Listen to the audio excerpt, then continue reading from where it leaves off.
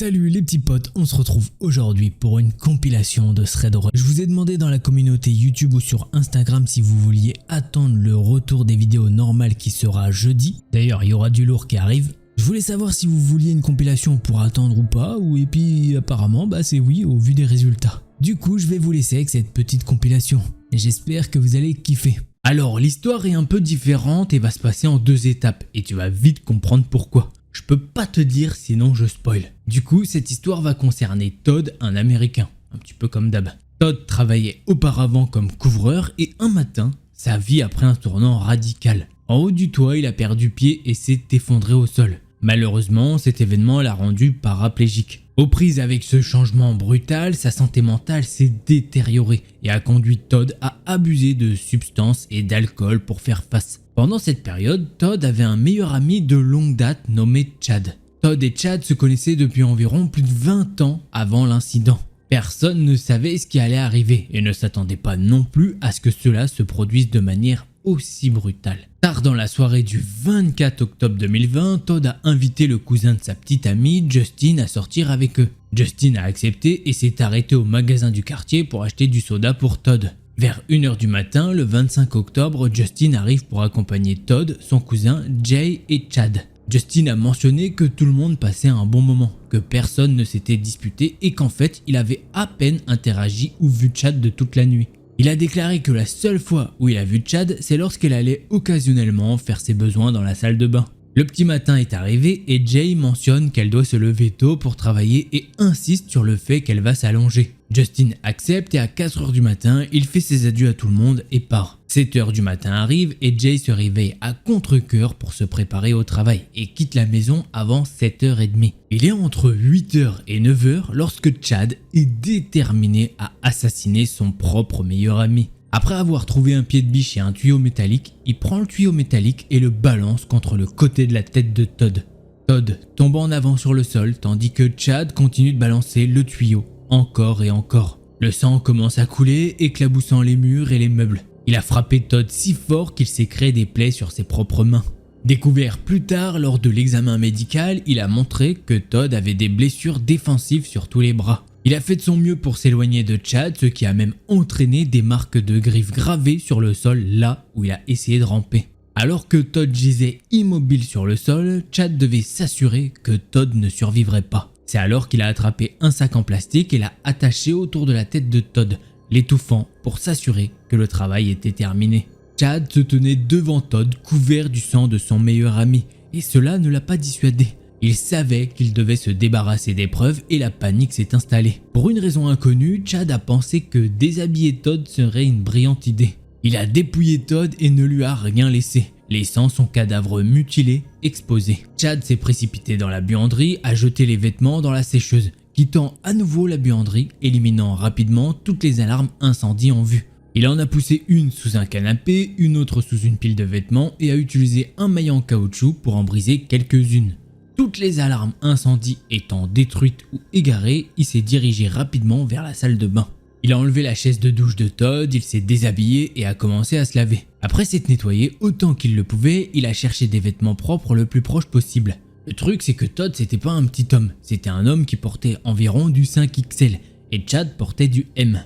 Il a alors récupéré ses vêtements ensanglantés et les a jetés dans le sèche-linge. C'est là qu'il a pris la décision d'incendier la maison en laissant les vêtements ensanglantés dans le sèche-linge. Chad a commis une erreur coûteuse et a fermé la porte de la buanderie. Par conséquent, cela a permis d'étouffer le feu contenu. Bien qu'elle ait été contenue, la fumée a rempli densément la maison. Juste au moment où il pensait avoir réglé toutes les alarmes incendie de la maison, il pouvait encore entendre des hurlements. Alors, une fois de plus, Chad a pris le maillet et a brisé toutes les alarmes incendie restantes. Il a laissé tomber le maillet dans la cuisine, juste à côté d'un couteau qu'il avait décidé de ne pas utiliser lorsqu'il avait planifié le meurtre. Le temps s'écoulait et a alors survenu une épaisse fumée noire suffocante. Il récupéra les armes du crime et les a jetées dans une végétation quelque peu envahie près de la rampe pour fauteuil roulant. Les buissons se trouvaient entre la rampe et la maison. Heureusement, un voisin habituellement gêné a remarqué la situation qui se passait à côté, ainsi qu'un autre voisin qui habitait de l'autre côté de la rue. Chad est sorti frénétiquement de la maison en courant, atteignant le trottoir avant de faire les 100 pas devant. Le voisin qui habitait en face était en fait un inspecteur de la ville et s'est précipité pour aider Chad. Le voisin a témoigné qu'il trouvait étrange qu'il y ait du silence dans tout ce chaos, qu'il n'y ait aucun bruit d'alarme incendie qui se déclenche. Il a également mentionné au jury lors du procès que lorsqu'il avait essayé d'aider, il ne pouvait pas voir du tout à l'intérieur de la maison à cause de la fumée. Mais Chad est entré et sorti de la maison à plusieurs reprises. Et une fois, il est même sorti avec le maillet en caoutchouc. Alors que les services d'urgence sont arrivés, quelques minutes seulement après l'appel, Chad a été vu en train de dire frénétiquement aux pompiers que son ami était à l'intérieur. Il saisit ensuite le tuyau d'arrosage de la maison et asperge le côté de la maison pour tenter d'éteindre le feu. Le truc, c'est que d'après la configuration, Chad n'était pas à proximité du feu. En fait, le feu se trouvait du côté opposé à celui où Chad pulvérisait de l'eau. Les pompiers ont demandé à Chad s'il savait si Todd s'était échappé. Chad a répondu « Je ne sais pas, mon ami est là » et il a continué à retarder les secours. Les policiers ont tapé contre la porte qu'ils pensaient verrouillée. Mais en réalité, ils frappaient contre la porte qui elle-même tapait contre le cadavre sans vie de Todd. Ce n'est que lorsqu'ils ont réussi à enfoncer la porte qu'ils ont commencé à entrer aveuglément dans la maison et qu'ils ont trébuché sur le corps sans vie de Todd. Cela a déclenché un sauvetage en croyant que Todd était tout simplement inconscient. Ce n'est que lorsqu'ils l'ont emmené sur l'herbe qu'ils ont vu l'étendue des blessures de Todd. Pendant les moments intenses, la police a rapidement arrêté Chad, soupçonné de meurtre et d'incendie criminel. Ils ont photographié ses mains blessées et le médecin légiste a confirmé des correspondances avec des blessures causées par une barre de fer ou un pied de biche. Il a également été mentionné que Chad avait admis aveuglément à la police qu'il pensait que des personnes étaient venues masquées et cagoulées depuis la route, tout ça pour venir tuer son ami. La police ne l'a pas cru et on a découvert plus tard que Todd et Chad avaient tous deux des traces de substances, notamment de la farine dans leur organisme. Cependant, Jay et Justin ont tous deux déclaré qu'aucun d'eux n'avait vu Todd consommer la nuit précédente. Eh bien, les choses deviennent de plus en plus compliquées et exaspérantes. La famille de la victime n'a pas pu accéder au domicile pendant près de 2 mois, ce qui est compréhensible. Qu'il s'agisse d'une véritable erreur ou d'un mauvais travail d'enquête médico-légale, étant donné qu'il a fallu le propre père de Todd qui jardinait la végétation envahie et la tante de celle qui nous partage cette histoire, parce que oui, elle a apporté un détecteur de métaux, eh bien en nettoyant les broussailles, ils ont pu localiser les armes du crime et ils ont découvert les armes. 2 ans après la mort de Todd. Au cours des premiers mois, la famille de la victime a été terrorisée par les médias, les forçant à fuir leur domicile pour vivre leur deuil comme il se doit. Et pour vous qui ne savez pas ce qui se passe lorsqu'un être cher est sauvagement assassiné dans sa propre maison aux États-Unis, eh bien la famille doit s'occuper du nettoyage. À l'époque, ils ne connaissaient pas l'existence d'entreprises qui le fait à votre place. Et malheureusement, celle qui partage l'histoire était quelqu'un à qui on a confié la responsabilité de nettoyer la maison. Elle était mentalement épuisée à ce stade. Après avoir fait de son mieux pour déplacer le canapé, elle a crié « S'il vous plaît, aidez-moi ». Et c'est à ce moment-là qu'une voix derrière elle a répondu. Un homme du New Jersey l'a aidé juste au bon moment.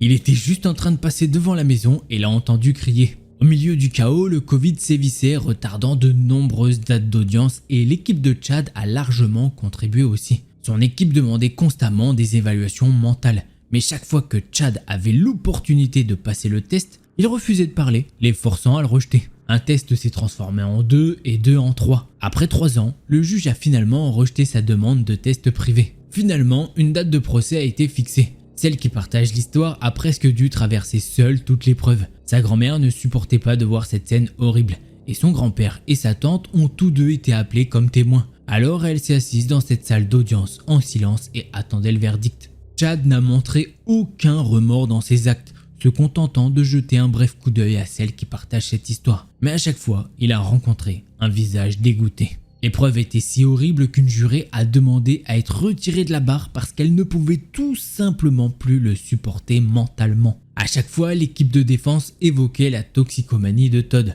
en supposant puisqu'il était toxicomane, n'importe qui aurait pu le tuer. Mais la personne qui nous partage cette histoire nous dit que ce n'est pas forcément la chose la plus dégoûtante qu'elle ait pu entendre. Elle a pu entendre les avocats de Chad dire « Cette affaire est si facile, on pourra la gagner tous les jours ». Ils ont également découvert que Chad avait déjà été expulsé de chez lui, parce que sa femme était terrorisée à l'idée que Chad agisse trop violemment pour être avec elle et ses enfants.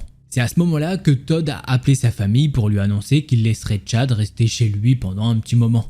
Et malheureusement, Todd a dit à Chad. Tout le monde lui disait que ce n'était pas une bonne chose à faire, mais Todd a dit de Chad que c'était un bon gars et qu'il ne ferait pas de mal à une mouche. Et malheureusement, vous l'avez entendu, il a fait du mal, et plus qu'à une mouche. En fin de compte, Chad a plaidé non coupable de meurtre au premier degré et d'incendie criminel au deuxième degré. Et encore aujourd'hui, Chad refuse d'accepter la responsabilité de ce qu'il a fait à un homme qui ne pouvait pas se défendre correctement. Et il n'a jamais dit pourquoi il avait fait ça.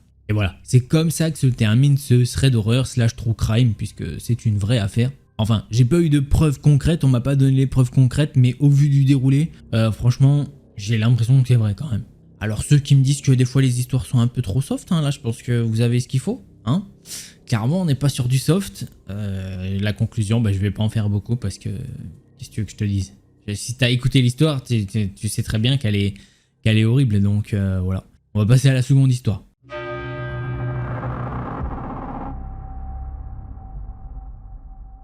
Alors juste avant que commence ce second thread d'horreur, si tu veux soutenir la chaîne, n'oublie pas un petit pouce bleu, ça aide énormément. Et si tu n'étais pas abonné, n'hésite pas à le faire et active la petite cloche, comme ça tu louperas pas les prochaines vidéos sur la chaîne. Allez, je reprends avec le thread. L'histoire que je vais vous raconter se passe aux États-Unis pour ne rien changer. Paula, notre protagoniste, vient d'emménager dans une nouvelle maison. Et lors de sa première nuit dans cette nouvelle maison, quelqu'un marche dans la rue et claque des doigts avec les deux mains au milieu de la nuit. Et merde, elle a oublié de fermer ses rideaux. Plus tôt dans la journée, un couple de personnes âgées est venu avec une assiette de muffins emballée dans du film plastique et un avertissement. Ils lui ont dit que tous les soirs, à 3 h du matin, quelqu'un sort dans la rue et claque des doigts. Ils lui ont dit qu'elle ne doit jamais, sous aucun prétexte, regarder cet homme. Si elle le fait, elle le regretterait énormément. Quand elle leur demande ce qui se passe si on le regarde, ils ne disent pas un mot. Au lieu de cela, ils se regardent simplement et le mari secoue la tête. Revenons au présent, il est 3 h du matin et elle est dans sa chambre et l'homme est sur la route. Elle est sur le point de sortir du lit et de fermer les rideaux quand soudain, le claquement suivant vient juste devant sa fenêtre de chambre. Elle pousse un cri de surprise, la maison est à 20 bons pieds du trottoir public. Et en plus, c'est séparé par une porte de jardin puis une rangée de buissons. D'une manière ou d'une autre, il a franchi cette distance en moins d'1 seconde. Elle couvre son visage avec l'oreiller et se recroqueville en boule. Une prière murmurée s'échappe de ses lèvres et elle espère que Dieu est plus fort que tout ce qui se trouve à l'extérieur. La chose commence à faire des allers-retours, passant juste devant sa maison à chaque fois. Ses claquements de doigts commencent lentement et rythmiquement, mais deviennent de plus en plus rapides à chaque fois jusqu'à atteindre une vitesse folle. À mesure qu'ils accélèrent, les claquements deviennent plus forts, bien plus forts que n'importe quel son qu'un claquement humain pourrait émettre, au point qu'ils font trembler la vitre de sa chambre et couvrent tous les autres sons. Elle commence à trembler et crie à Jésus de la protéger. Une partie d'elle veut désespérément sauter du lit et affronter le monstre qui se trouve dehors. Mais elle repense à la visite de ses voisins et résiste à cette envie. Ce n'est même pas leur avertissement qui la convainc, c'est l'expression de leur visage lorsqu'elle leur demande ce qui est arrivé à ceux qui ont choisi de regarder. Ils deviennent tous deux blancs comme des fantômes, comme si le sang a été vidé de leur tête. Et leurs visages se tordent d'une peur nauséabonde au souvenir de voisins qui n'ont pas tenu compte de leur avertissement. C'est le genre de réaction animale instantanée qu'on ne peut pas cacher, même quand on essaye. Alors elle sait que quoi qu'il arrive à ceux qui regardent, cela doit être terrifiant.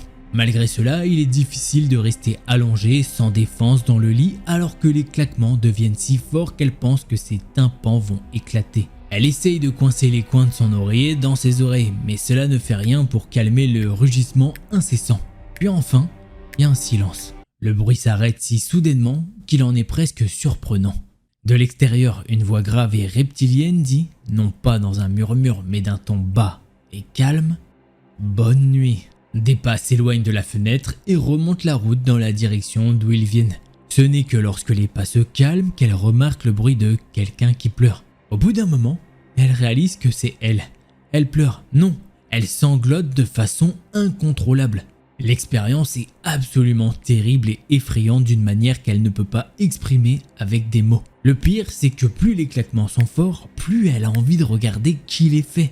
Ce n'est pas seulement une curiosité morbide, c'est presque comme si le son l'appelait, comme si une baudroie audible l'invitait dans ses mâchoires remplies de rasoirs. Elle se lève sans ouvrir les yeux et ferme les rideaux de la fenêtre. Paula met 4 heures à s'endormir. Et encore seulement parce que le soleil commence à se lever et que le monde se sent à nouveau en sécurité. Après un certain temps, elle développe certaines stratégies pour faire face à son visiteur nocturne. Au début, elle essaye de mettre des bouchons d'oreilles avant de se coucher, mais cela ne fait rien pour masquer le bruit du claquement. Pire encore, le « bonne nuit » à la fin est toujours aussi clair que si elle avait les oreilles contre le mur. Elle demande autour d'elle et certaines personnes du quartier lui font savoir qu'elle pourrait contribuer à étouffer le bruit en laissant un ventilateur allumé toute la nuit. Cela semble stupide au début, mais elle est suffisamment désespérée pour essayer n'importe quoi à ce moment-là. Et bien sûr, cela fonctionne. Le claquement est toujours fort mais supportable, et après une semaine, elle dort pendant tout ça. Afin de s'assurer de ne jamais regarder accidentellement par la fenêtre, elle ferme les rideaux et met une boîte sur le rebord pour une couche de protection supplémentaire. Elle construit également un mur de carton autour du coin de son lit le plus proche de la fenêtre, de sorte que si elle regarde là-bas au milieu de la nuit et que la boîte est tombée d'une manière ou d'une autre et que les rideaux sont ouverts, eh bien elle ne le verra pas. Elle met même un fil piège devant la fenêtre pour que si elle essaye de débloquer la fenêtre pendant son sommeil, elle tombe et se réveille. Elle sait que c'est beaucoup de mesures de précaution, mais que feriez-vous dans sa situation? Elle est déterminée à ne pas ressembler à ces idiots des films d'horreur qui savent qu'il y a une menace imminente et continuent à faire les choses comme d'habitude. Et quand le monstre les attrape, tout le monde dans le public pense « je vous l'avais bien dit ». Une fois qu'elle a peaufiné ses stratégies de défense nocturne, sa vie commence à revenir à la normale. Elle rejoint un club de lecture, elle s'installe dans son nouvel emploi et elle devient même amie avec quelques collègues. L'un est un gars maladroit nommé Tyler qui est stupide d'une manière amusante. Et l'autre est une belle fille avec qui elle flirte nommée Amanda. Tout se passe bien jusqu'à ce qu'elle ait la stupide idée de les inviter tous les deux à une petite fête chez elle.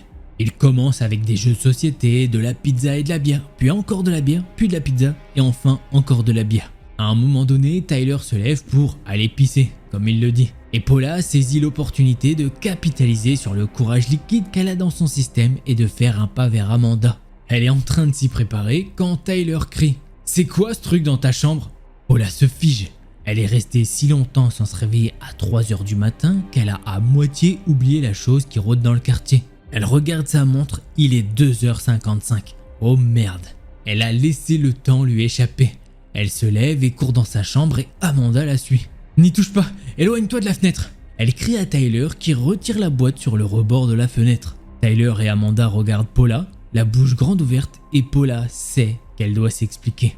Elle leur raconte tout sur la chose qui passe tous les soirs à 3 h du matin et à quel point il est incroyablement dangereux de regarder cette chose. Elle s'attend à ce qu'ils pensent qu'elle est folle, mais ce n'est pas exactement ainsi qu'ils réagissent. Tyler va justement dire « Ah ouais ? Alors genre ton quartier il est hanté ?» Eh ben ouais, je suppose que techniquement c'est ça, il est hanté. Mais c'est pas grave tant que tu restes loin de cette fenêtre, dit Amanda. Alors en fait, t'as jamais vu le gars qui fait ça? Après avoir entendu ça, Paula secoue la tête. Bah alors, comment tu sais que c'est pas juste un loser dans la rue qui fait une sorte de farce? Paula les regarde tous les deux et leur dit « Croyez-moi, si vous l'entendiez, vous sauriez que ce n'est rien d'humain. » Tyler, il la regarde avec un éclair d'excitation et il lui dit « Ah ouais, et il est quelle heure au fait ?» Paula vérifie sa montre, il est 2 h 58. Elle les regarde avec terreur, elle ne veut pas qu'ils soient témoins de cette scène. Pour une raison ou une autre, c'est juste dangereux de les avoir à proximité. Elle a peur que quelque chose d'inattendu se produise, comme Amanda trébuchant et arrachant accidentellement la boîte sur la fenêtre, ou Tyler étant Tyler et essayant de combattre le monstre en état d'ébriété. Ce sont deux jeunes adultes très ivres, et ils sont à ce qui ressemble passagèrement à une fête. Paula joue essentiellement avec le feu dans un réservoir de carburant. Du coup, elle les regarde et leur dit « Nous devons sortir d'ici, retournons au salon ». Quand elle leur dit ça, elle leur fait signe de sortir de la chambre. Mais Tyler ne veut pas bouger. « Eh meuf, pas maintenant qu'on est là. Non, je veux entendre cette chose. Moi je reste ici. » Paula peut dire qu'il le pense vraiment et ne sait pas quoi faire pour le convaincre de partir. Avant même de pouvoir penser à autre chose à dire, elle l'entend. Les claquements du bas de la rue. « Il arrive », dit-elle, surtout pour elle-même. Tyler et Amanda se taisent et s'efforcent d'écouter le bruit de son arrivée. « Mais moi j'entends rien », commence à dire Amanda. Mais elle est interrompue par le bruit soudain d'un claquement venant de l'extérieur de la fenêtre. Paula va alors se mettre à gémir. « Il est là ! Tyler, qui fait face à la fenêtre, tombe à la renverse sur le sol. Oh putain de merde les meufs, c'est vrai. Paula n'aime pas l'expression qu'elle voit sur le visage de Tyler. Il regarde la fenêtre de haut en bas, comme si c'était des montagnes russes qu'il s'apprêtait à monter, un plongeon dans l'aventure qu'il est prêt à vivre. Non Tyler, viens ici. C'est pas en sécurité près de la fenêtre. Tyler, viens ici. Les claquements de doigts commencent à devenir plus forts et le visage de Tyler passe d'excité à effrayé. Cependant, cette lueur d'aventure brille toujours dans ses yeux. Pourquoi on pourrait pas le regarder? Il commence alors à se diriger avec hésitation vers la fenêtre qui claque. Paula essaye de répondre, mais le claquement est déjà assourdissant et couvre le son de sa voix. Elle se demande où est le ventilateur. Elle cherche désespérément autour d'elle le ventilateur qui pourrait atténuer le bruit dévorant. Elle jurerait de l'avoir laissé à sa place habituelle. Paula se couvre les oreilles et s'accroupit jusqu'à ses genoux. Paula peut voir à son visage qu'elle pleure. Pendant une seconde, elle se penche pour la réconforter. Et quand elle lève les yeux, elle aperçoit à peine la bouche de Tyler bouger. Elle n'est pas la meilleure en lecture labiale, mais elle pourrait dire qu'il dit quelque chose comme « Je pense que je vais ouvrir la fenêtre », alors qu'il tend la main pour retirer la boîte du rebord de la fenêtre. Paula bondit du sol à travers la pièce vers Tyler et lui crie de toutes ses forces d'arrêter. Mais il est trop tard. Juste au moment où elle est sur le point de l'atteindre, Tyler défait les rideaux et pose les yeux sur la chose terrible à l'extérieur. Paula se protège les yeux avec son coude juste à temps, mais cela ne l'empêche pas d'entendre les cris de Tyler.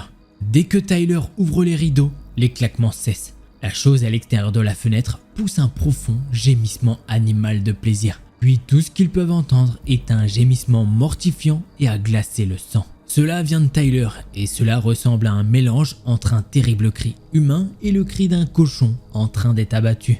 Paula se sent mal pour lui, mais en même temps, elle ne sait pas ce qu'elle peut faire pour l'aider sans se mettre en danger. Heureusement, les cris se calment vite et après quelques secondes de silence, Paula décide d'ouvrir les yeux. Tyler est assis dans un coin, affalé comme un ivrogne. Sa bouche est retroussée en un léger sourire et de la bave coule du coin. Tyler? Il la regarde quand elle prononce son nom et elle voit que ses globes oculaires sont tout blancs. Ils n'ont ni pupille, ni iris, ni même aucune veine.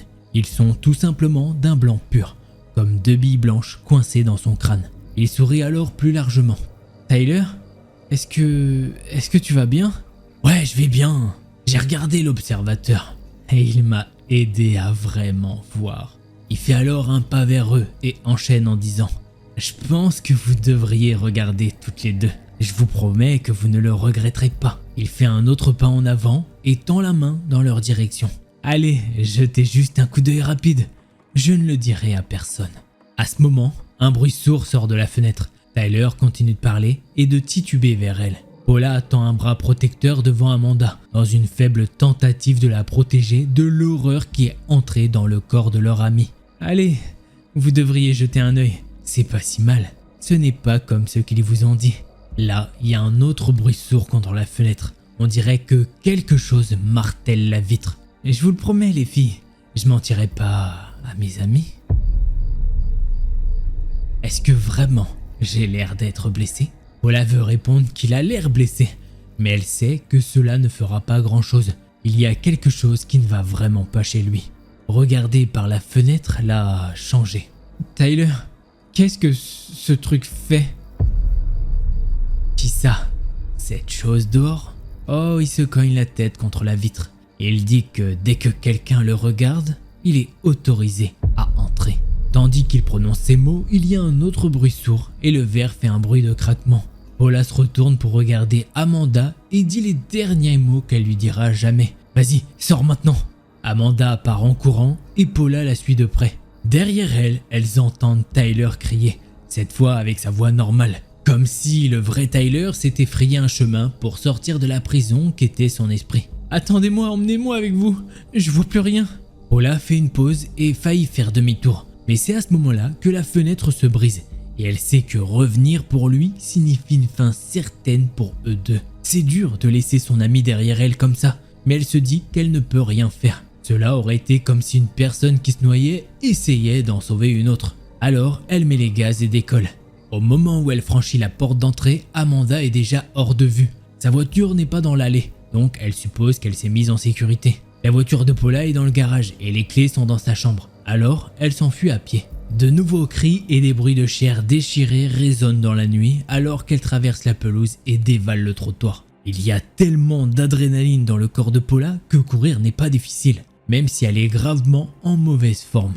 Elle court jusqu'à ce que ses jambes affolées l'emmènent dans un lieu public, un fast-food qu'elle n'avait jamais remarqué avant. Dieu merci, c'est ouvert. Paula fait éruption à l'intérieur et s'effondre sur le carrelage collant qu'un employé vient de nettoyer. Il a l'air légèrement ennuyé, mais pas du tout choqué. Elle suppose que le personnel du service de nuit d'un fast-food voit beaucoup de trucs chelous. Dès qu'elle reprend son souffle, Paula sort son téléphone et appelle le 911. Elle dit à l'opérateur que quelqu'un est entré par effraction et a attaqué son ami. Elle espère qu'il y a encore une chance pour Tyler, mais au fond d'elle, elle sait que c'est fini pour lui. L'opératrice lui demande où elle habite et lorsque Paula donne l'adresse, son ton de voix change complètement. Est-ce qu'il a regardé par la fenêtre? Paula suppose que les services d'urgence sont déjà au courant de la chose qui erre dans le quartier. Et elle lui répond alors « Ouais, c'est ce qu'il a fait. » Eh bien, je suis désolé madame, mais nous ne pouvons rien faire pour votre ami. Nous essayerons de récupérer la plupart de vos affaires dans la matinée, mais vous ne pouvez pas retourner dans cette maison. Avez-vous un autre endroit où vous pouvez rester? Paula est sans voix. Comment ça, ils ne peuvent rien faire? Quelle est cette chose qui claque des doigts devant sa fenêtre tous les soirs? Et en quoi est-ce si terrifiant que même le 911 ne veut pas intervenir? Finalement, elle ment et dit qu'elle peut rester chez un parent. Mais en réalité, elle n'a nulle part où aller. Ses deux seuls amis dans le coin sont Tyler et Amanda, dont l'un est littéralement dans le ventre de la bête et l'autre ne répond pas à ses appels. Paula achète un cheeseburger et un soda et passe le reste de la nuit allongée dans une banquette de ce fast-food. Maintenant, elle vit dans une nouvelle ville, dans un nouveau quartier. Elle a un bon travail et se fait même quelques amis au travail. Tout va bien, mais Paula commence à s'inquiéter un peu. Ses voisins d'à côté viennent d'appeler et lui ont dit qu'ils voulaient venir discuter de certaines directives communautaires. Ils ont dit que cela avait quelque chose à voir avec le fait de verrouiller ses portes à chaque pleine lune. Elle jure qu'elle n'en peut plus de supporter ce genre de truc. Pourquoi ne peut-elle pas simplement trouver un endroit décent où vivre? Et voilà, thread fini, j'espère que tu l'as kiffé, moi je l'ai adoré.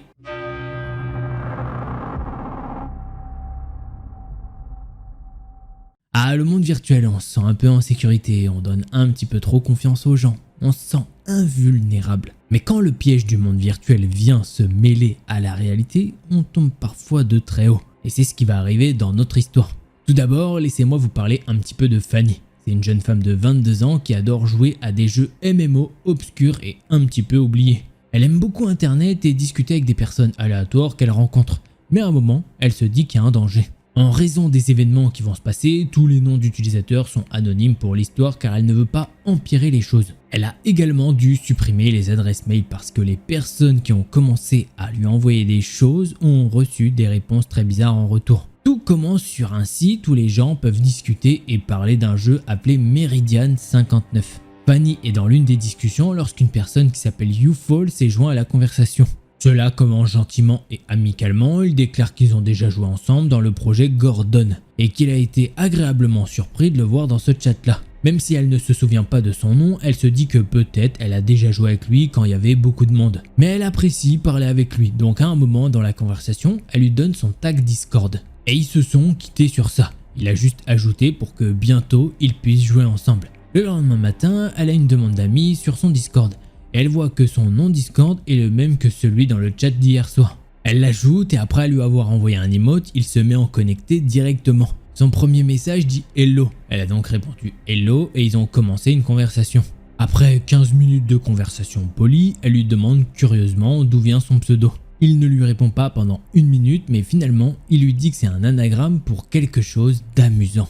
Un peu bizarre, mais elle ne l'interroge pas davantage et il lui dit qu'il va aller faire quelque chose sans préciser qu'est-ce que c'est. Fanny commence à trouver un peu son comportement bizarre, mais elle hausse les épaules et commence un nouveau MMO qu'elle a découvert il y a quelques temps. Après 3 heures de jeu, c'est à ce moment-là qu'elle a commencé à devenir nerveuse et que ses cheveux ont commencé à se dresser. Alors qu'elle lit le chat du jeu, un joueur qui s'appelle YouFall rejoint la partie. Elle ne sait pas comment, mais elle sait que ça ne peut être que lui. Fanny essaye de se calmer, elle se dit que c'est juste peut-être une coïncidence. Mais assez vite, il lui écrit et dit « Salut Fanny » et tout de suite elle sait qu'elle a affaire à un harceleur. Elle ne lui répond pas et directement elle le bloque sur Steam et Discord. Elle a également rendu ses réseaux sociaux privés afin qu'il ne fouine pas et qu'il ne la retrouve pas. Elle a entendu suffisamment d'histoires effrayantes pour savoir à quoi ça ressemble les stalkers. Un peu soulagée d'être à nouveau en sécurité, elle pousse un soupir de soulagement. Elle est heureuse que ce soit juste une rencontre minime et qu'elle a su la gérer avant qu'elle ne devienne incontrôlable. Du moins, c'est ce qu'elle pense sur le moment. Même pas 5 minutes après l'avoir bloqué, elle reçoit un email d'une personne appelée Rob.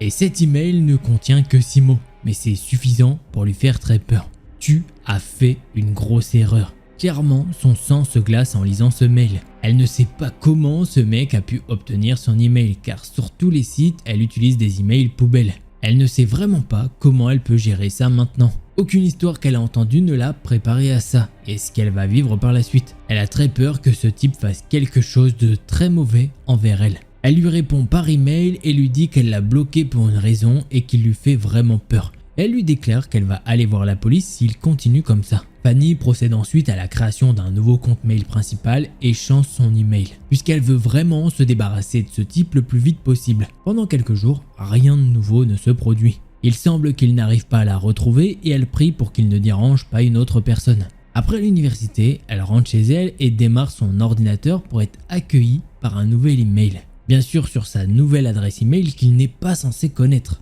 Immédiatement, elle a la nausée et elle a mal au ventre alors que ses mains commencent à trembler. Rob lui a envoyé un message et ce message dit « Dans l'ombre j'habite, une danse éternelle avec tes peurs, pas d'échappatoire, pas de sanctuaire. Mon obsession, un spectacle implacable entend chacun de tes pas. Je t'aime tellement, mon amour éternel, ma colombe qui ne veut que moi, en train de mourir. Mais tu le regretteras, tu me fais pleurer et je t'aime pourtant.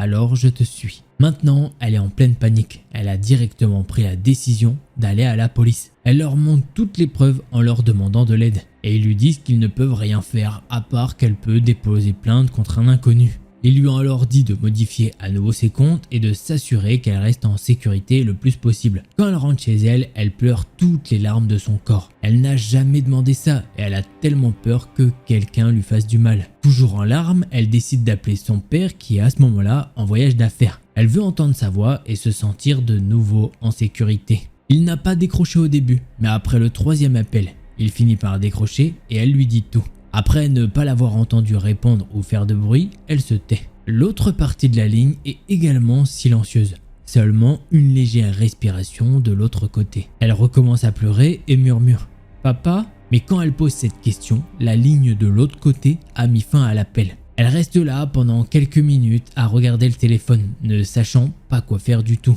Elle veut retourner voir la police et demander aux policiers si son père est en sécurité, mais elle est incapable de bouger. Fanny a tellement peur et elle est choquée qu'elle n'arrive pas à réaliser. Elle peut enfin bouger de nouveau, mais à ce moment-là, l'électricité de sa maison est coupée. Son cœur se brise et elle commence à frénétiquement glisser son téléphone dans sa main pour allumer sa lampe de poche. Une question tourne dans sa tête. Est-ce qu'il l'a retrouvée? Est-ce que c'est lui qui a coupé l'électricité? Et est-ce qu'il va la tuer? Elle n'a jamais eu aussi peur de toute sa vie. Fanny monte doucement les escaliers, se dirige vers sa chambre et essaye d'écouter tout bruit qui peut lui indiquer que quelqu'un est dans la maison avec elle. En arrivant dans sa chambre, elle commence à penser que c'est peut-être juste une panne de quartier. Elle essaye de se rassurer comme elle le peut. Ou peut-être qu'elle a juste un petit dysfonctionnement. Comment un harceleur fou a-t-il pu trouver là où elle habite et lui couper le courant? Surtout qu'elle n'a jamais donné d'informations de là où elle loge ni même sa ville. C'est en entrant dans sa chambre qu'elle entend le bruit d'un verre brisé en bas. Elle a maintenant vraiment très peur et se fait même un peu pipi dessus. Elle ouvre rapidement son placard, retire la grille qui se trouve en bas du mur à l'arrière. C'était autrefois un vide sanitaire qui menait au grenier. Mais la maison a été rénovée et c'est désormais un petit espace coupé de l'ensemble de la maison. Elle est en train de mettre la grille lorsqu'elle entend des pas courir dans sa maison. Les portes s'ouvrent avec force et les objets se cassent et sont jetés par terre. Puis le calme arrive, plus rien, jusqu'à ce qu'elle entende des bruits de pas qui se précipitent à l'étage et sa porte qui s'ouvre. À travers la grille, elle peut voir un petit faisceau de lumière traverser sa porte de placard. Le faisceau devient de plus en plus brillant et les pas de plus en plus forts à mesure qu'il se rapproche de la porte. Ce dernier ouvre brusquement le placard et la lumière le traverse. Seul un bout de vêtement la cache de tout désormais. Elle est derrière la grille à quoi? Quelques centimètres de lui. Son cœur bat à tout rompre et des sueurs froides coulent le long de sa colonne vertébrale. Elle place lentement sa main devant sa bouche pour masquer sa respiration. Les larmes coulent le long de son visage, mais elle réussit à rester silencieuse. Il s'enfonce plus profondément dans le placard, passe sa lampe partout. Elle peut entendre sa respiration lourde et sentir la puanteur qui s'échappe de lui. Elle ne peut voir qu'un tout petit peu de lui à travers le mélange de gris et de vêtements, mais elle réussit quand même à voir quelque chose. Il est vraiment grand, très grand, et il porte des vêtements tachés avec quelques taches qui ressemblent clairement à du sang.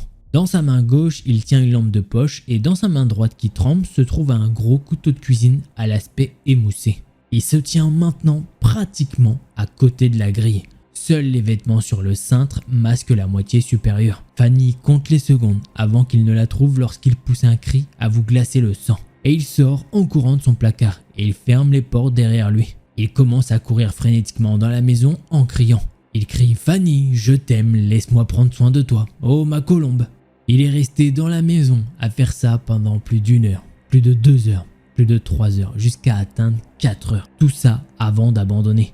Elle peut le savoir car elle a entendu sa porte d'entrée s'ouvrir et lui courir dehors. Après ces 4 heures d'enfer, elle pleure abondamment à cause du traumatisme qu'elle vient de vivre. Il lui faut pas mal de temps pour se calmer et appeler la police. Pour la réconforter, l'intervenant lui dit qu'une unité est en route et lui dit de rester là où elle est. Le policier reste en ligne jusqu'à ce qu'elle entende les sirènes. Puis le policier au téléphone lui dit de rester forte avant de terminer l'appel.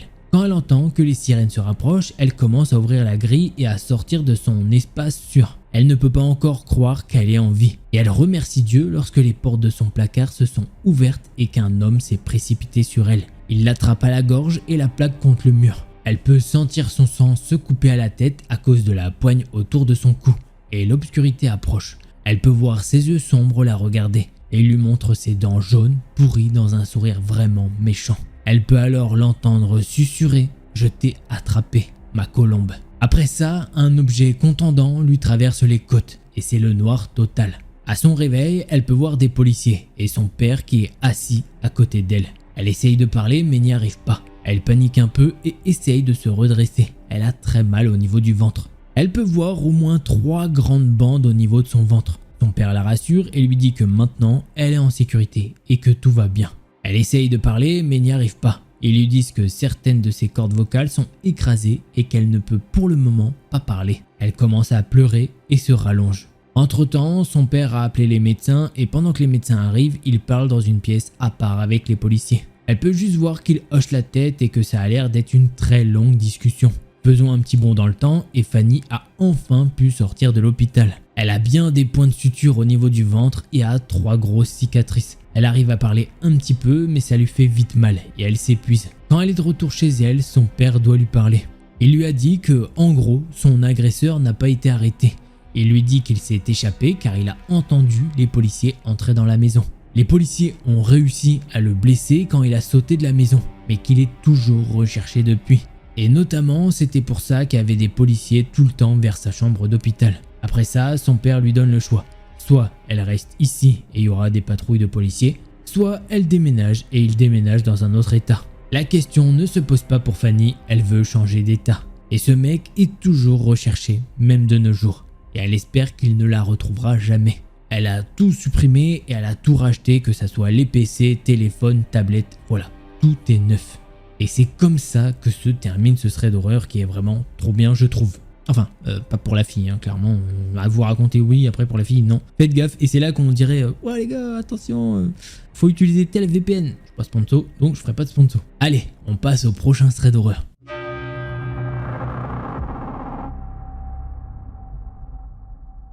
L'histoire que je vais te raconter, c'est celle de Mathis et il est enquêteur de surveillance pour les réclamations d'assurance et les accidents du travail aux États-Unis. Son rôle consiste à vérifier si les personnes prétendant être blessées et collectant de l'argent ne simulent pas leurs blessures. Il fait ça à plein temps et ça depuis plus de 10 ans. Durant cette période, il a vu beaucoup de choses bizarres. Par exemple, une fois, il a vu des trafiquants de substances en plein centre-ville, littéralement sur des chevaux. Voilà. Pourquoi? On sait pas. Bref, il rencontre aussi des situations effrayantes, surtout dans les mauvais quartiers. La rencontre la plus effrayante a eu lieu il y a environ 20 ans. C'était dans une zone rurale. Mathis arrive sur place à 6 h du matin et il voit qu'il y a quelques voitures à proximité. Et il vérifie les plaques pour voir si elles correspondent à la personne surveillée. Il surveille principalement le départ du véhicule immatriculé s'il en trouve un. Là-bas, il voit une voiture sans plaque dans l'allée, ce qui est normalement assez inhabituel. Il a également reçu des informations sur l'âge, la taille et le poids de la personne. Et parfois, il y a même une photo. Il sait donc que c'est un homme d'une trentaine d'années, de taille et de poids moyen. Le premier jour, il s'avère que l'homme est parti avant son arrivée. Le protocole est que si Mathis ne peut pas confirmer la présence de la personne avant 10 h, il doit frapper à leur porte pour vérifier. Il se déguise en livreur UPS avec un article d'un magasin à 1 $ dans une enveloppe et un petit presse-papier. Mais personne n'est à la maison. Le deuxième jour, il revient à 5 h du matin et il voit un deuxième véhicule, un camion également sans plaque. Le mec sort vers 5 h 30 et il part. Mathis le suit, mais l'homme se rend vite compte qu'il est suivi. Ce qui signifie généralement qu'il cache quelque chose, comme travailler tout en collectant l'argent de l'assurance invalidité. Et Mathis le laisse partir discrètement. Le troisième jour, Mathis revient avec une autre voiture. Cette fois, il le suit avec succès jusqu'à une ferme dans les collines rurales voisines. Il filme l'homme en train de faire de gros travaux agricoles pendant plusieurs heures. L'homme finit par comprendre qu'il est observé. Mathis s'éloigne de sa position de stationnement, pensant que l'homme ne pourra pas le rejoindre rapidement. Pourtant, l'homme se retrouve soudainement derrière lui dans son camion sur des routes de montagne effrayantes et rurales. Mathis a une peur bleue et continue de conduire, réussissant finalement à atteindre l'autoroute. L'homme le suit sur l'autoroute pendant des kilomètres, essayant de le faire s'arrêter. Mathis appelle le 911 mais on lui dit que les agents sont entre 2 quarts de travail et ne peuvent pas l'aider. Finalement, il arrive à distancer l'homme après de nombreux kilomètres. Il sort de l'autoroute et trouve une station-service. Il signale l'homme à un flic sur place et le flic appelle du renfort et Mathis n'aperçoit plus cet homme. Il fait le plein, rentre chez lui et soumet son rapport. L'argent de l'assurance de l'homme est sûrement coupé. Le plus effrayant, c'est que Mathis craint que cet homme ait pris sa plaque d'immatriculation et puisse le retrouver. Il le recherche en ligne et découvre que c'est un criminel condamné. Il est membre d'un gang, consommateur et revendeur de substances très dures. Il a peur mais rien ne se passe au cours des années suivantes. Et il finit par oublier cette histoire. Environ 5 ans plus tard, Mathis a un nouveau cas dans la même zone rurale. Il pense à cet homme et décide de le rechercher sur Google. Il découvre qu'il est mort. Quelques années auparavant, il avait pris sa petite amie en otage avec une arme à feu. Il avait tué quelqu'un qui tentait de l'aider. Et il avait été tué par une autre personne qui avait sauvé cette dame. Mathis n'a plus à s'inquiéter de le revoir. Voilà, c'est comme ça que se termine aussi ce thread d'horreur.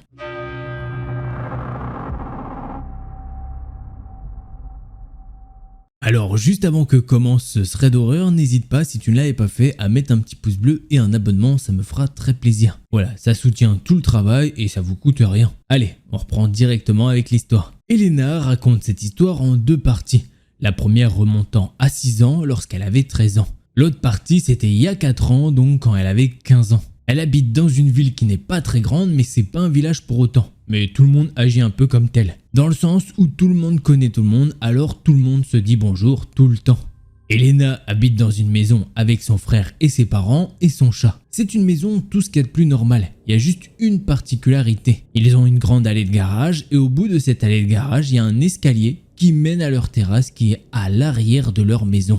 Le garage est accessible depuis la rue, vu que c'est aussi là qu'il y a la porte d'entrée, enfin le portail. Il faut savoir aussi une chose, c'est que ses parents ont un boulot atypique. Ils travaillent dans le spectacle et ont donc des horaires de travail un petit peu aléatoires. L'histoire se passe quand Elena est en 4e et qu'elle est malade comme un chien. Ses 2 parents travaillent et son petit frère est à l'école. Vu que ses parents ne sont pas là de la journée, son petit frère va à la cantine tandis qu'elle reste toute seule à la maison.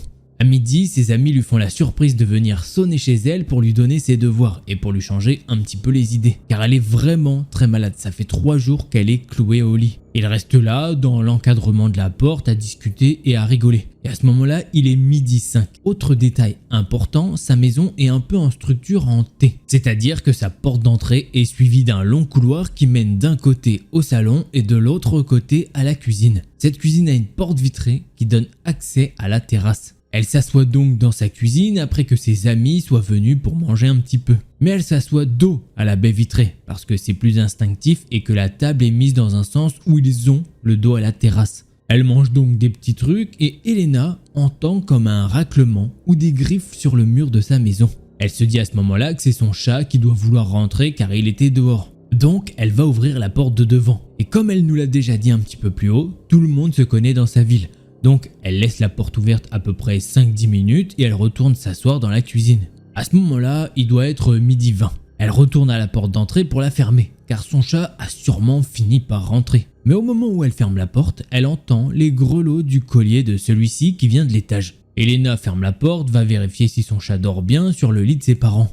À ce moment-là, elle se dit que c'est peut-être ses amis qui lui ont fait une mauvaise blague en grattant sur sa terrasse ou alors une feuille ou une autre bêtise comme ça. Du coup, elle réouvre la porte et gueule « Bande de débiles, arrêtez de me faire flipper, ça me fait même pas peur ». Au moment où elle crie ça, elle entend des pas qui montent les escaliers de sa terrasse très rapidement. Elle se dit que définitivement, ses potes veulent lui faire un mauvais tour. Mais elle se dit qu'ils sont très motivés car ça fait quand même 20 minutes que normalement ils sont partis. Au moment où elle arrive dans sa cuisine, elle se retrouve face à la baie vitrée et ce qu'elle voit derrière celle-ci, c'est pas ses potes en fait. C'est un mec qui est collé à la vitre, les deux mains entourant son visage comme s'il essayait de voir à l'intérieur. Elena, elle reste figée. Elle ne reconnaît pas du tout cet homme. Il doit se passer 10 secondes avant qu'elle décide de réagir et de bouger pour prendre son téléphone qui est posé sur la table de cuisine. À ce moment-là, l'homme toque à la vitre et la regarde. Il lui fait un sourire et il s'en va en courant. Elena est totalement tétanisée. Le premier réflexe qu'elle a, car faut rappeler qu'elle a que 13 ans, c'est pas d'appeler la police, mais d'appeler son père. Et malheureusement, celui-ci n'est pas disponible car il travaille loin et donc c'est son père qui va appeler la police. Les policiers arrivent et lui demandent de décrire le gars qu'elle a vu. Un grand manteau noir, un bonnet court sur la tête et il semblait perdu. Mais c'est tout ce dont elle se souvient. Ensuite, elle rejoint sa tante qui habite dans la même ville qu'elle, puisque son père ne veut pas qu'elle reste toute seule chez elle. Surtout après ce qui vient de se passer. La police fait donc sa ronde dans son quartier et demande aux voisins s'ils ont vu quelqu'un qui pourrait correspondre à la description. Et bingo, ses voisins disent l'avoir vu rentrer chez eux hier soir. Enfin, plus précisément dans leur allée de garage et apparemment, il leur a volé un vélo. Dans cette première partie, ce qui l'effraie le plus, c'est qu'à un moment donné, elle a laissé sa porte ouverte pendant quoi 5-10 minutes. Qu'est-ce qui se serait passé si à ce moment-là, l'homme avait voulu rentrer? À présent, on passe à la deuxième partie de l'histoire. Elle se déroule donc quelques années plus tard, elle a 15 ans et va sur ses 16 ans. Elle est de nouveau seule chez elle et il faut savoir qu'une personne habite en face de chez elle et elle a des habitudes un petit peu douteuses. Ils ne savent pas si cette personne deal de la substance ou s'il fait du trafic ou quoi que ce soit. Ils savent juste qu'elle a déjà été entendue par la police, mais ils savent pas trop pourquoi. Mais cette personne n'a jamais posé de problème et puis elle est plutôt sympa avec Elena et sa famille. Ils savent juste que cette personne a un passé sombre. Bref, ce jour-là, elle est donc de nouveau chez elle et elle entend quelqu'un crier dans la rue, mais vraiment très fort. Une personne qui a des propos un peu anarchistes en mode que l'État c'est de la merde, que personne peut l'aider et qui va se retrouver à la rue, etc. Des choses dans ce genre. Elena, elle regarde toute la scène depuis la vitre de son salon qui donne vers la rue. L'homme voit qu'elle la regarde et il commence à l'interpeller. Et vu qu'elle se décrit comme un petit peu bébête et un peu innocente sur le moment, elle sort donc dans cette fameuse allée de garage derrière sa grille. Et elle lui demande qu'est-ce qu'il veut. C'est là que l'homme lui dit qu'il connaît son père, qu'il habite dans la maison où elle habite actuellement et qu'il a besoin de cigarettes parce qu'il sait que son père en vend. Ce qui est totalement faux. Aucun de ses parents ne fume. Il essaye plusieurs fois d'ouvrir la grille de son portail mais Elena lui dit que s'il n'arrête pas, elle va prévenir la police car il ne peut pas rentrer chez les gens comme ça. Il se décourage donc et repart gueuler dans la rue. Son remue-ménage va durer entre 1 et 1h30 et dans ce laps de temps, il va sonner plusieurs fois chez elle en criant qu'il connaît son père et qu'il veut lui parler également. Il n'est plus seulement dans la rue, il a maintenant passé la grille. Il est en train de sonner à sa porte principale. Et sa porte, elle est un petit peu spéciale, elle a une petite vitre qu'elle peut ouvrir pour savoir qui est là. Elle décide de l'ouvrir pour lui dire d'arrêter car elle va vraiment finir par appeler les policiers. Mais il lui dit de le laisser rentrer, puis il essaye d'ouvrir la porte qu'elle a bien sûr fermée à clé au préalable. Mais elle peut voir la poignée de porte bouger et que clairement, le mec est en train de forcer. Et là, le mec commence à lui dire qu'en fait, il habite dans cette maison et qu'il habite à l'étage. Elena lui explique que non, c'est sa maison et que clairement, il n'a pas d'appartement ici. Après, elle rajoute un petit truc, c'est qu'elle est toute seule à la maison. Et ça, elle sait que c'est pas très malin d'avoir dit ça. Mais bon, c'est comme ça. L'homme la regarde subjuguée et il a l'air de pas comprendre. Et il commence à insinuer qu'elle lui ment. Elena lui dit alors de fermer sa tronche et elle repart dans sa cuisine. Tandis que lui repart dans la rue. À ce moment-là, elle fait une story avec ses amis pour leur expliquer la situation et sur la vidéo, ils peuvent entendre qu'ils s'acharnent sur la sonnette. Et clairement, les amis peuvent voir le regard à la fois perdu et terrifié d'Elena. Son père rentre du travail à ce moment-là quand le gars est en train de crier dans la rue. Et quand le gars voit son père rentrer, il a complètement arrêté de sonner chez eux. Il s'est avéré ensuite que ce mec, c'était le frère de son voisin bizarre d'en face et que lui aussi avait déjà été accusé de vol et d'autres choses. Pourquoi ces deux histoires sont liées, vous allez me demander. Elena pense qu'il s'agit de la même personne qu'elle a surpris sur sa terrasse il y a quelques années. Elle voyait pas trop le visage de la personne à travers la vitre la première fois. De plus, il avait un bonnet et un énorme manteau qui cachait le bas du visage. Imaginez-vous les grosses doudounes en mode bonhomme Michelin. Mais elle nous dit que c'est clairement fort possible que ça soit lui. Au final, il ne lui est rien arrivé de grave, mais elle nous avoue avoir été prise plusieurs fois au dépourvu comme ça alors qu'elle était chez elle toute seule. Et cela l'a bien fait flipper et entraîné à bien fermer sa porte à clé. Enfin pas qu'une seule porte, toutes les portes clairement. Voilà, maintenant elle a un petit tic comme ça, c'est quand même de bien fermer les portes. Et voilà, c'est comme ça que se termine ce thread d'horreur. Allez, on passe au prochain.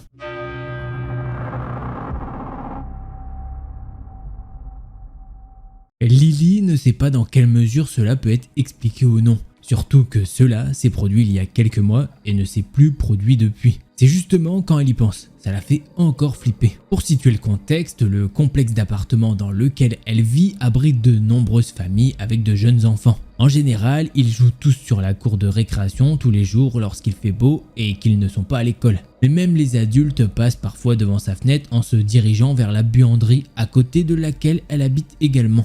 Le bâtiment dans lequel elle vit se compose uniquement de son propre appartement d'une chambre et de l'une des deux buanderies du complexe, toutes situées au rez-de-chaussée. Il y a 2 salles de stockage interdites avec des portes de chaque côté du bâtiment et des caméras de sécurité pointées vers l'une d'elles et une autre vers les bennes à ordures du complexe, à côté desquelles son bâtiment se trouve également. De plus, elle vit seule et avait à l'époque 2 chats. Lily souffre d'insomnie assez grave en raison d'un PTSD lié à un traumatisme infantile. Elle a souvent des terreurs nocturnes impliquant une invasion de domicile et des gens qui frappent ou ouvrent les portes. C'est un sujet courant et elle a l'habitude de se réveiller au son de quelqu'un qui se promène dans sa chambre ou essaye d'ouvrir sa porte. C'est pourquoi cette nuit-là, elle n'y a pas beaucoup réfléchi lorsqu'elle s'est réveillée et a cru entendre quelqu'un à sa porte. Elle se souvient à peine de l'avoir entendu. Elle a entendu sa porte claquer 1 ou 2 fois. Pendant lesquelles elle était super groggy, puis plus rien. Il était également vers 3 h du matin. Elle y a si peu pensé qu'elle a attrapé une cigarette magique et comme elle avait l'habitude de le faire chaque fois qu'elle n'arrivait pas à dormir. Elle est sortie sur son perron, laissant la lumière de son Porsche éteinte pour éviter que les voisins ne la voient avec de l'herbe magique. À ce stade, elle venait d'emménager et ne savait pas lequel de ses voisins pourrait la dénoncer à son propriétaire, car l'utilisation de mauvaises herbes n'est pas vraiment encouragée dans la communauté de son complexe d'appartements.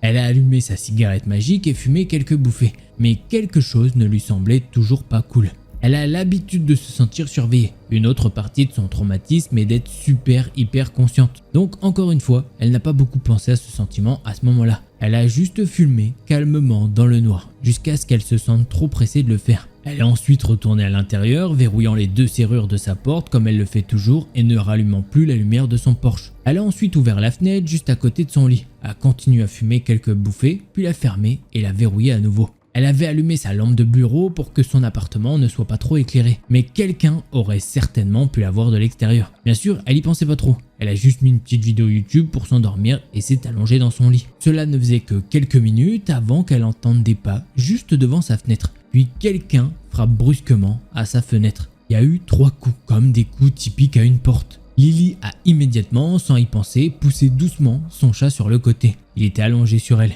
Et elle a tiré sa couverture sur sa tête pour masquer son visage. Pour vous donner un petit peu de contexte, la fenêtre elle est assez grande quand même. Et la tête de son lit est juste à côté. Donc quiconque serait dehors, pourrait clairement la voir. Et la personne dehors pourrait clairement voir qu'en fait, elle est toute seule à l'appartement. C'est pourquoi elle s'est directement recouvert le visage. Elle ne sait pas si ça a fonctionné, si cette personne l'a vu ou non. Pendant ce temps-là, le chat qui lui faisait un câlin a sauté sur le rebord de la fenêtre et a écarté les stores. Ce qui l'a fait crier intérieurement. Cependant, son chat s'est alors assis au même endroit sans bouger et il a commencé tout juste à émettre ces petits miaulements gazouillants qu'il fait lorsque les enfants viennent lui dire bonjour de l'autre côté de la fenêtre. Habituellement, il suit ses enfants lorsqu'ils passent, mais ce n'était pas le cas cette fois-ci. Il est resté au même endroit, regardant et miaulant, ce dont elle était maintenant certaine qu'il s'agissait de quelqu'un se tenant juste à l'extérieur, regardant à l'intérieur.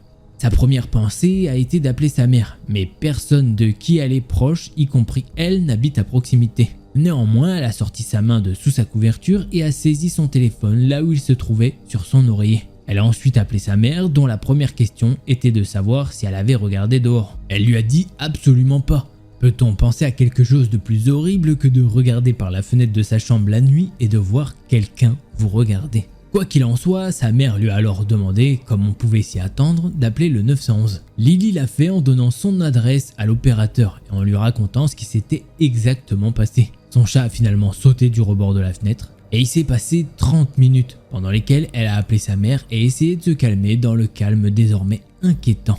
Elle a reçu un appel du policier qui a été dépêché pour cette mission. L'officier lui expliquait qu'il a fouillé minutieusement tout autour de son immeuble et qu'il a même fouillé dans les petits recoins derrière les bennes à ordures et qu'il n'a vu personne.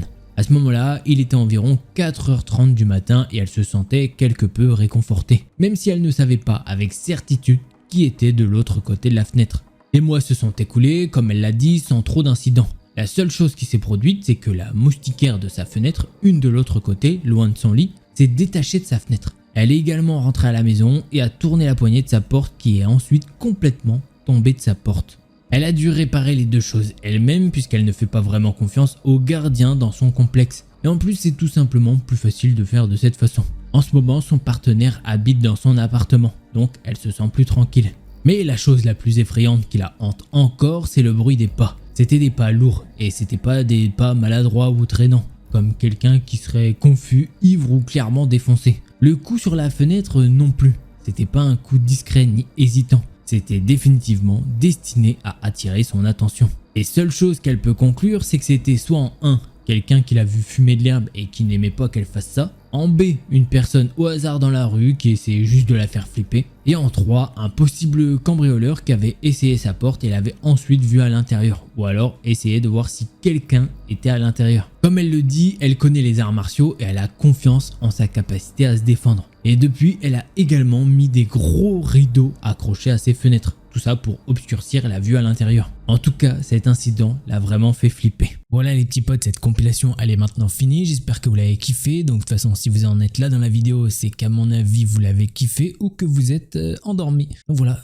si vous dormez, et ben dormez bien. Voilà, faites de beaux rêves. Et si jamais tu es encore réveillé et que t'en veux plus, et ben je t'invite à cliquer sur une de ces deux vidéos là. Allez, c'était Delcor. En attendant la prochaine vidéo, portez-vous bien. Tchuss les petits potes.